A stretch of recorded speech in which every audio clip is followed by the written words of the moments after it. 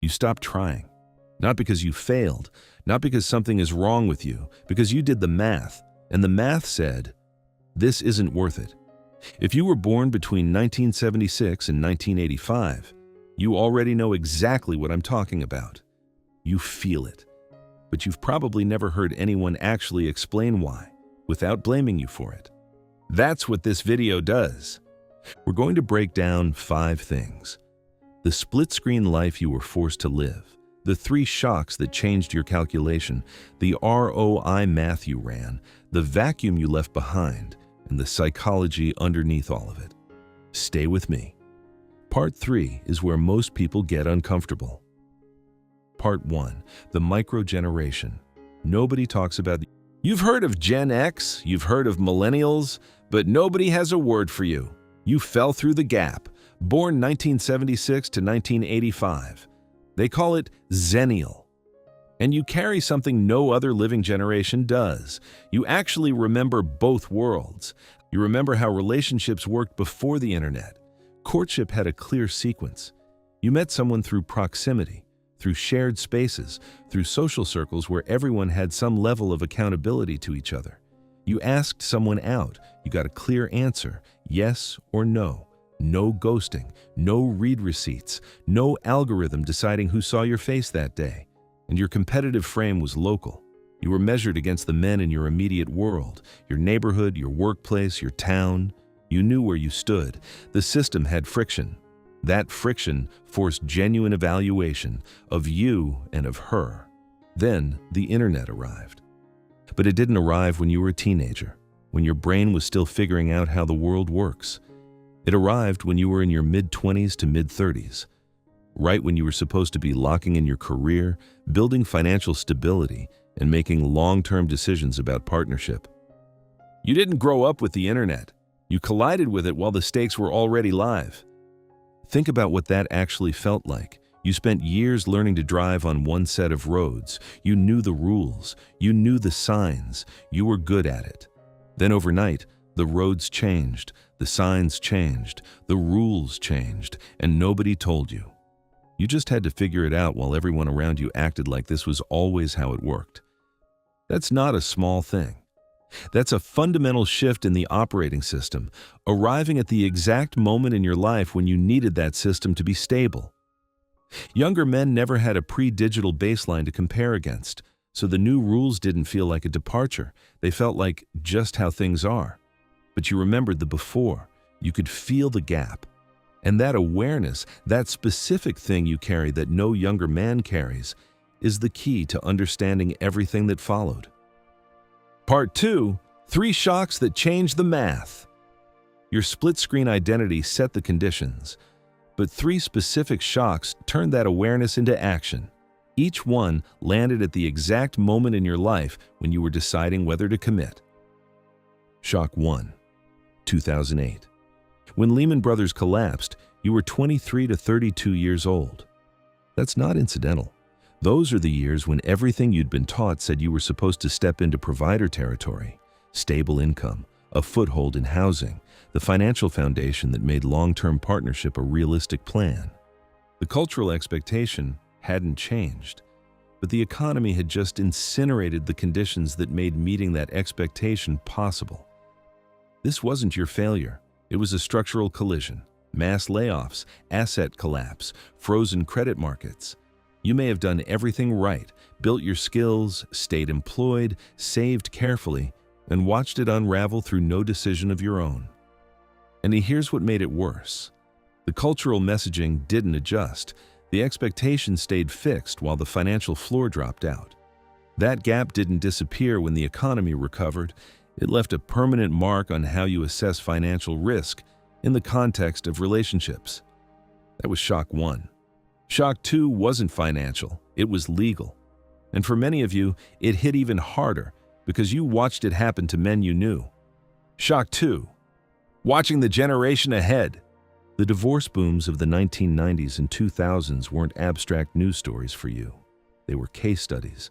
Your father, your uncle, your older brother, family friends, men who had built careers and households and then lost significant portions of both through family court. Fathers awarded primary custody in a small minority of contested cases, while paying child support and alimony simultaneously. Asset division erasing decades of financial stability in months. You absorbed this through direct observation, before you'd ever signed a lease with a partner. Marriage stopped reading as a romantic institution. It started reading as a legal contract, one where the state had clear mechanisms to enforce its dissolution in ways that consistently produced worse outcomes for men. You didn't develop a fear of commitment, you ran a legal risk assessment and arrived at a rational conclusion. Shock 3. 2010 to 2012. This one was quieter at first, but structurally, it was the most far-reaching. Between 2010 and 2012, Facebook and Instagram crossed into mass adoption. This wasn't about dating apps yet. It was something more fundamental, the complete restructuring of the attention market. Before this shift, your competitive frame was local. You were visible to the women in your actual social environment. A competent, stable, grounded man had genuine standing in that system. Then, that geography collapsed overnight. Before 2012, you were competing for attention in your city. After 2012, you were competing against the entire world, filtered through algorithms built to surface the most status-signaling, aesthetically optimized profiles available. The top 1% globally became the new reference point, not the top 10% in your local bar. It's like going from a local chess tournament to the World Championship overnight. The level of competition didn't just go up. It became a different game entirely. And because you had that pre-digital baseline, you recognized exactly what had happened. The platforms weren't just changing where people met, they were running the same psychological mechanism as a slot machine, intermittent variable reward, across the entire attention economy. Pull the lever. Maybe you get a match, maybe you don't. Keep pulling. You remembered what genuine social connection felt like before all of that. So you could feel the difference. You weren't confused by the new system. You saw it clearly. You understood the mechanics. And what you saw didn't look like a game worth playing. It looked like a system designed to extract engagement, not facilitate connection. That distinction matters enormously when you're deciding whether to invest your time and emotional energy into something. Part 3. The ROI of peace. Here's the part that makes people uncomfortable, because it doesn't frame you as broken, it frames you as rational. Run those 3 shocks together and you don't get a defeated man. You get a man who has done the math. Every relationship decision carries inputs and outputs. Inputs are what you put in: time, money, emotional energy, legal exposure. Outputs are what you get back: companionship, stability, a shared life that builds over time. Basic logic says that when inputs consistently exceed outputs, rational people exit. They don't keep investing in a negative return position out of loyalty to the idea that it should work. They stop. That's the ROI framework. And for you, it's not a metaphor. It's the actual calculation. Here's a number. Marriage rates for men in this cohort dropped roughly 40% since 1990. Society reads that as dysfunction, a generation of men who couldn't commit or didn't grow up. But that framing ignores what the data is actually showing. A 40% drop isn't a personal crisis. It's a market correction. It's what happens when a large group of people independently arrive at the same rational conclusion and act on it. So what's in your cost column? Financial drain is the most visible line. Modern courtship carries real expenses. And unlike prior generations where those costs led toward a stable household, they now frequently lead toward an open-ended cycle with no clear endpoint. Emotional labor is the second column, and it's asymmetric in ways your analog relationships were not. Legal exposure is the third. You assessed it early and clearly. And the fourth is something most people don't name directly: dopamine dysregulation. The psychological cost of running your attachment system through a platform engineered to keep you reaching without ever arriving. Add those up. Compare them against what the modern dating market actually returns. The numbers don't work. Now, here's where the counter-argument usually lands, and it sounds compelling until you look closely. The 2025 AARP data shows that 25% of men over 50 report feeling lonely, and 15% report having no close friends, up 12% since 1990. That statistic gets used as a checkmate. Look at what opting out costs you. Look at what you're choosing. But that framing weaponizes the data. It treats your loneliness as proof that your choice was wrong, without asking whether you would have fared better inside the dynamics you avoided. Imagine two jobs. Job A, moderate stress, reasonable pay, decent stability. Job B, higher pay, but the working conditions are consistently harmful. You take Job A. Later, you have slow days. Someone points to those slow days and says, "See, you made the wrong choice." That's not a serious argument. If you're experiencing some loneliness, that's real and worth naming. But you're accepting it as the lesser cost compared to the chronic compounding damage of a system that was structurally unlikely to return what you put in. That's not resignation. That's a clear-eyed trade-off made with full information. The mental health research backs it up. Studies consistently show that reduced digital engagement correlates with lower anxiety and depression. Walking away from the dopamine treadmill isn't withdrawal from life. It's a nervous system reset. Peace, autonomy, and compounding financial stability produce a measurably better ROI than the inputs to outputs math of modern courtship. Opting out isn't the consolation prize, it's the strategic move. Part 4. The vacuum you left behind. But here's the side of this nobody calculated, not even you. When you exit the dating market, the market doesn't stay the same with fewer participants. It changes structurally. The composition shifts. The available skill set shrinks. And what disappears isn't just a head count. It's a specific set of relational capabilities that took decades to develop. You're part of the last cohort who learned conflict resolution in real time, face-to-face, without a screen to soften or delay the conversation. You built financial discipline before the gig economy normalized income volatility as a permanent condition. You developed a sense of competence that didn't require external validation. No follower count, no engagement metric, no algorithmic confirmation that you were worth paying attention to.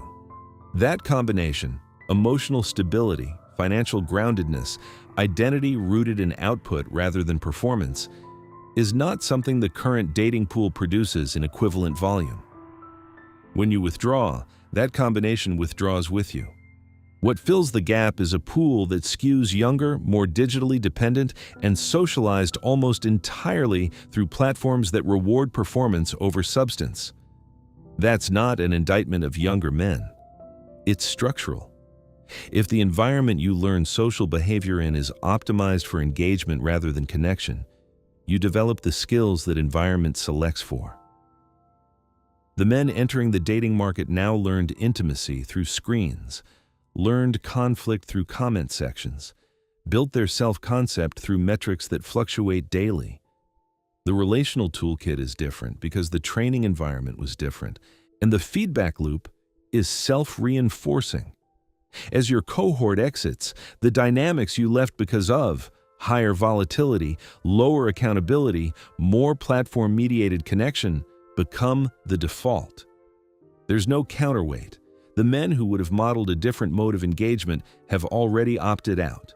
Younger men watching this process draw their own conclusions, the exit compounds. The women in your age bracket are absorbing the sharpest edge of that reality. There was a broad assumption, reinforced across decades, that stable, grounded men like you would eventually come around, that you just needed more time. That assumption was built on a model of your behavior that no longer applies. You didn't stall. You didn't need more time. You ran a different calculation entirely, arrived at a different conclusion, and stopped waiting for conditions that weren't coming. That's not a personal rejection. It's a market outcome. And markets don't reverse until the underlying incentives change. Before we get to the psychology, consider what it actually means for a generation of women to lose access to the most relationally capable men in the pool. Not just the most financially stable, the most emotionally grounded, the most conflict competent. That's not a small loss, and it's one the current conversation about modern dating almost completely ignores. Part 5. The psychology underneath. Strip away the economics, strip away the market language. What you're doing has a name, and it's not what most people think. What you're doing isn't learned helplessness, it's learned strategic avoidance. There's a clinical difference, and it matters. Learned helplessness is paralysis. It's a man who keeps trying, keeps losing, and eventually stops believing anything he does will matter. He's stuck, frozen. What you did is something else entirely. You assessed the environment, identified where your strengths were being penalized, and redirected your resources accordingly. You're not frozen. You're optimizing. Here's where it gets particularly sharp. Your attachment style. Growing up in an analog social world, you most likely developed what psychologists call secure attachment. In plain terms, you can handle emotional uncertainty without falling apart. You communicate directly. You stay present through conflict. These are exactly the traits that produce long-term relational stability. But here's the problem. The modern dating environment doesn't reward secure attachment. It rewards the anxious chase and the avoidant pullback, the hot and cold cycle, the unpredictability. Secure attachment reads as low tension. And low tension doesn't perform well in a system engineered around intermittent reward. So you kept showing up with the strongest relational tools available, and the current environment actively selected against them. At some point, the rational move is to stop playing a game that treats your greatest asset as a liability. Then there's your identity. And this is the part that separates you most clearly from younger men. You built your self-concept through competence, through work that produced something real. A thing worked or it didn't. A project shipped or it didn't. Your identity doesn't need external validation to stay intact. It's internally calibrated. For younger men socialized through digital platforms, identity is far more externally anchored, built through responses, reach, and the daily fluctuation of social metrics. Solitude threatens that structure because it cuts off the signal. For you, solitude doesn't threaten the structure at all. Your structure was never built on the signal in the first place. That's also why going offline isn't a consolation for you. It's a return. Physical discipline, craft, focused work, in-person relationships without performance pressure. These things don't register as substitutes for something better. They register as the real thing. The satisfaction they produce isn't second tier. It's what genuine reward actually feels like when it isn't competing with a platform designed to make everything else seem inadequate by comparison. So here's the full picture. You are not a generation of men who couldn't handle modern relationships.